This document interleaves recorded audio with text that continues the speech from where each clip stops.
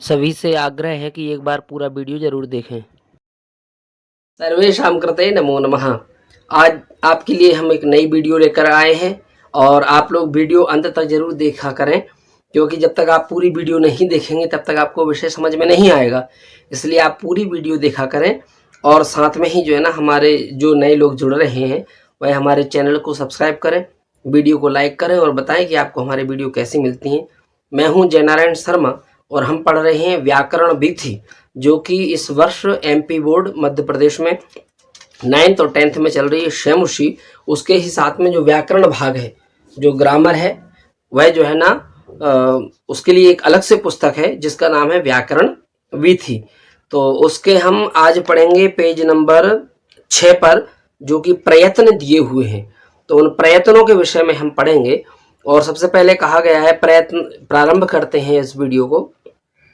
प्रयत्न का कहा गया है कि फेफड़े से निकली निश्वास वायु को मुख, नासिका तथा कंठ आदि स्थानों से स्पर्श कराते हुए मनुष्य द्वारा अभीष्ट वर्णों के उच्चारणार्थ किए गए यत्न को प्रयत्न कहते हैं।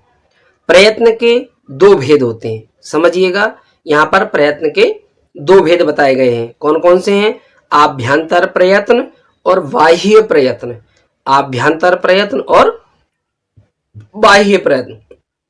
वर्णों के उच्चारण काल में मुख के अंदर मनुष्य की चेष्टा परक क्रिया, शब्द थोड़े से क्लिष्ट लगेंगे, आपको कठिन लगेंगे, लेकिन समझने का प्रयास करिएगा। हम इसका और उदाहरण बताएंगे कि उच्चारण काल में मुख के अंदर मनुष्य की चेष्टा परक क्रिया को आभ्यंतर प्रयत्न कहते हैं।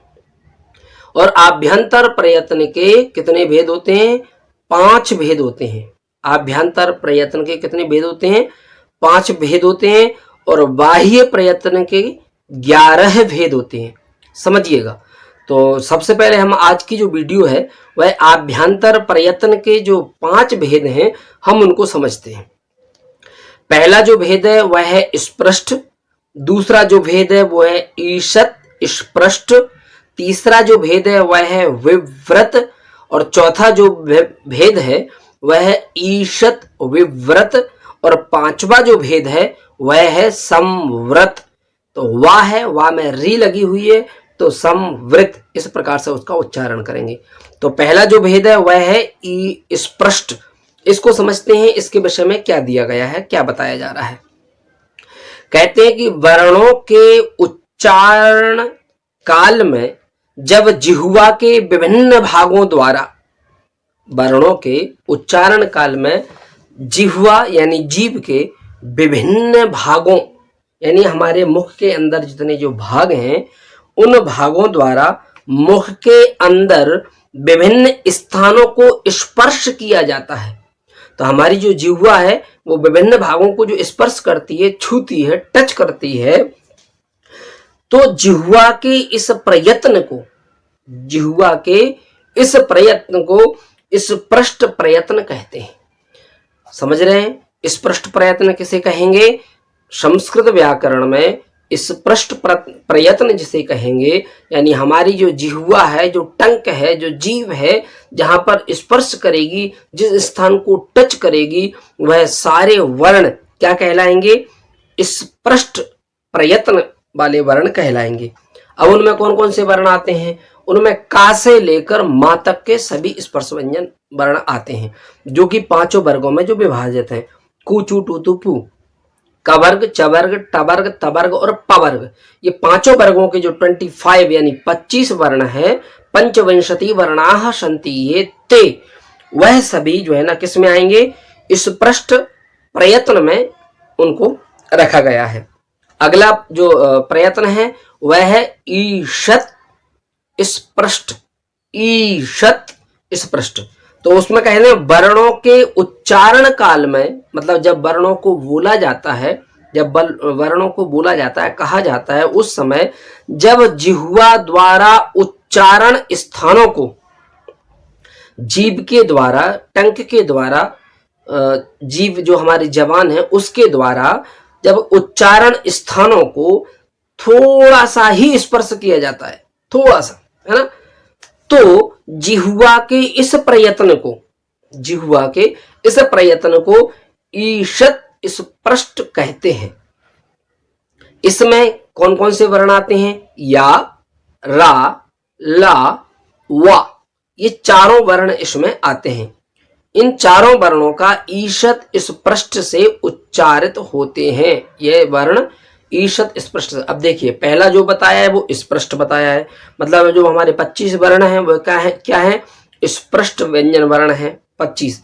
फिर ईषत् स्पष्ट क्या बताया गया है? जिसमें थोड़ा सा जीभ का थोड़ा सा प्रयोग किया गया हो। तो स्पष्ट जो है ना, ईषत् स्पष्ट वर्ण कहलाएंगे। उनमें 4 वर्ण आ रहे हैं, या, रा, ला, वा। इतनी सी बात है। अब अगला जो है तीसरे नंबर का, वह है विव्रत। विव्रत प्रयत्न है किसका? आभ्यंतर प्रयत्न का। जो तीसरा भेद है वह है विव्रत प्रयत्न। उसको कहते हैं कि वर्ण विशेष के उच्चारण काल में, जो वर्ण विशेष वर्ण है, तो वर्ण विशेष के उच्चारण काल में जब मुख विवर, यानी मुख का जो आकार है, जो मुख का जो तरीका होगा, विवर खुला रहता है, थोड़ा सा हमारा मुंह खुला रहता है उस समय। किस समय? जब हम इन वर्णों का उच्चारण करते हैं तो मुख के इस यत्न को, यानी मुंह का जो प्रयास है, जो यत्न कर रहा है, इस यत्न को विव्रत कहते हैं। तो सभी स्वर विव्रत प्रयत्न से उच्चारित होते हैं, ये समझ लीजिएगा। सभी जो स्वर हैं, अब स्वर कौन कौन से हैं? छोटा आ, बड़ा आ, छोटी ई, बड़ी ई, छोटा ऊ, बड़ा ऊ, री, लरी, बड़ी री, बड़ी री, ऐसा भी कह सकते हैं। ए, आई, ओ, औ, अम, आह, ये पूरे हिंदी वर्ण भी हो जाते हैं। तो हिंदी में भी ये बातें आ सकती हैं। लेकिन संस्कृत में अगर कहें तो अचः स्वरः, तो यानी अच जो है वही स्वर है। तो अच में क्या आ जाएगा? आ, ई, उ, री, री, ए, ओ, आई, औ, ये 9 स्वर आ जाते हैं। और वैसे हिंदी में 11 स्वर बताए गए हैं। उन 2 अक्षरों को और जोड़ लेते हैं तो 13 स्वर हो जाते हैं। तो इस प्रकार से जो स्वर हैं, तो स्वरों को जब पूछा जाएगा कि स्वर किस प्रयत्न में आते हैं, तो आपको कहना है कि स्वर विव्रत प्रयत्न में आते हैं। किस प्रयत्न में आते हैं? विव्रत प्रयत्न में आते हैं। अब आते हैं हम चौथे प्रयत्न पर, बाह्य प्रयत्न का चौथे भेद पर, क्षमा बाह्य प्रयत्न, आभ्यंतर प्रयत्न के चौथे भेद पर आते हैं अपन, है ना। तो आभ्यंतर प्रयत्न के चौथे भेद पर आते हैं। कभी कभी थोड़ा इधर उधर हो जाता है, कोई उदाहरण देने के लिए दिमाग कहीं से कहीं होता है, तो 1 आध 2 शब्द इधर उधर हो जाते हैं। आप सब समझ रहे हैं हम किस विषय पर बात कर रहे हैं। तो हम आभ्यंतर प्रयत्न के चौथे भेद की बात कर रहे हैं। और चौथे भेद में क्या आएगा कि वर्णों के उच्चारण काल में जब मुख विवर थोड़ा खुला रहता है, तो मुख के इस यत्न को ईषद विव्रत कहते हैं। पहले हमने विव्रत पढ़ा, फिर ईषद विव्रत। देखिए, नाम 3 है, स्पष्ट, विव्रत और संव्रत। तो स्पष्ट, फिर ईषद स्पष्ट, विव्रत, फिर ईषद विव्रत और संव्रत, ये 5 भेद हैं। ये ट्रिक है, यानी कि 3 नाम है, स्पष्ट, विव्रत और संव्रत। फिर इनको 5 भागों में, जो आभ्यंतर के 5 में डिवाइड किया गया है, इन 5 को तो कैसे किया गया है? सबसे पहले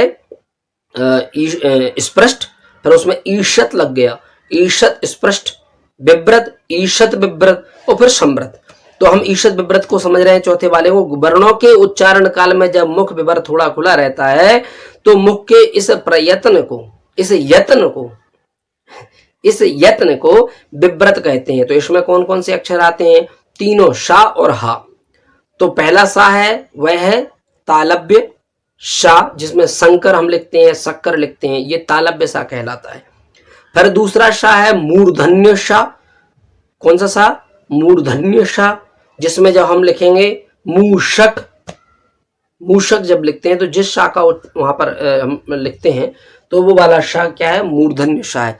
फिर अगला है, तीसरा जो है वो दंती सा है। दंती सा कैसा होता है? दंती सा कौन सा होता है? जिसमें हम लिखते हैं सही, या सकते हैं तो सकते हैं, या हो सकता है। तो जहां पर ये वाला सा प्रयोग हो रहा है, वह जो है ना दंती सा है। जब हम इस सा को बोलेंगे तो जीभ को दांतों से टच करेंगे, और जब तालव्य सा को बोलेंगे तो जी शंकर लिखते हैं, शक्कर लिखते हैं, इस वाले शा को बोलेंगे तो हमारी जीभ ऊपर वाले जो दांत हैं उनके जो मसूड़े हैं उन मसूड़ों को टच करते हुए बोलेगी, तो ये हो जाएगा तालव्य सा। और जैसे हमने बोला टा ठा डा, तो हमारी जीभ ऊपर टच कर रही है, तो वहां से जब हम शा को बोलेंगे शा, तो ये तीसरा जो शा होगा वो मूर्धन्य शा। और चौथा वर्ण है हा, तो यह सभी ईषद विव्रत प्रयत्न से उच्चारित होते हैं। इन वर्णों को ईषद विव्रत में आप लिख दीजिए। पांचवा जो है वह है आभ्यंतर का पांचवा जो भेद है वह है संवृत। वर्णों के उच्चारण काल में फेफड़े से निकलने वाले निश्वास का मार्ग जब बंद रहता है, मार्ग जब बंद रहता है तब इसे संवृत कहते हैं। इसका प्रयोग केवल ह्रस्व आ के उच्चारण में होता है। यानी अब समझ लीजिए, सबसे पहला है क्या है, सबसे पहला स्पष्ट, उसमें 25 आपके व्यंजन आ गए पांचों वर्गों के। दूसरा है ईषद स्पष्ट, इसमें क्या आ गया, इसमें या रा ला वा आ गए। फिर है विव्रत, तो विव्रत में क्या आ जाएगा, विव्रत में सभी स्वर आ जाएंगे। फिर है ईषद विव्रत, इसमें तीनों शा और हा आ जाएंगे। और फिर आखिरी है संवृत, इसमें छोटा आ गया। मतलब ये वर्णों का विभाजन हो गया। आभ्यंतर प्रयत्न के प्रयत्न जो है उसके दो भेद हैं। तो पहला भेद हमने देखा आभ्यंतर, उसके भी 5 भेद हैं। उन 5 भेदों को हमने पढ़ा इस वीडियो में। अगली वीडियो में हम आपके सामने अगली वीडियो में लेकर आएंगे बाह्य प्रयत्न के 11 भेद।